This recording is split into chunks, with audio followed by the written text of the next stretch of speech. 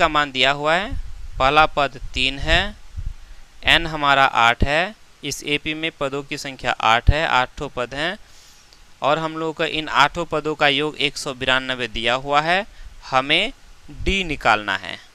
Simple, n 8 दिया हुआ है मतलब S 8 हम लोग का दिया हुआ है। ठीक है, ठीक है ना, क्या दिया है, S 8 बराबर 192 हम लोग को दिया हुआ है, यहीं से हम लोग का निकल जाएगा। ये तो और इजी है, बहुत ज़्यादा इजी। ठीक है, सूत्र बैठाएंगे आगे निकलते चले जाएगा। ये Sn का सूत्र लगाओ, n/2 होता है, n हमारा 8 है तो 8/2, क्योंकि यहाँ an दिया हुआ नहीं है इसलिए हम लोग 2a Sn बराबर क्या 2n/2 गुना 2a जोड़ n-1 d का सूत्र लागू करेंगे। ठीक है, 2 गुना a हमारा कितना है 3 जोड़ n-1, n हमारा कितना है 8, 8 - 1, 8 में से 1 चला जाएगा 7, उसके बाद d का मान तो दिया हुआ नहीं है तो d को d ही रहने दो, आगे 192 हो जाएगा बराबर। ठीक है, इजी है ना, क्या हार्ड है क्या, एकदम बिल्कुल इजी है।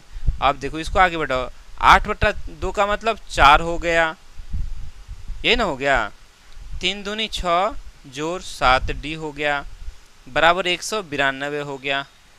ठीक है, देखो इसको थोड़ा छोटा कर लो, चाहो तो आप इनको सबको गुना कर सकते हो, 4 और 6 को गुना कर दोगे, 4 और 7 को गुना कर दोगे, लेकिन थोड़ा सा शायद बड़ा हो सकता है, गुना कर देंगे। तो एक काम करो, इस 4 को आप बराबर के इस पार लेके आ जाओ, 4 चूंकि इनके साथ क्या हो रहा है गुना हो रहा है, इस पार आके क्या हो जाएगा भाग हो जाएगा, यानी कि 6 जोड़ 7d यहाँ रह जाएगा 192/4 हो जाएगा। तो इसको काट दो, 4 चौका 16 हो जाएगा, क्या 19 में से 16 चला गया, 3 बचा, 3 के ऊपर 2 32, 4 8 है 32 है ना। तो यहाँ से हम लोग को 48 मिल गया।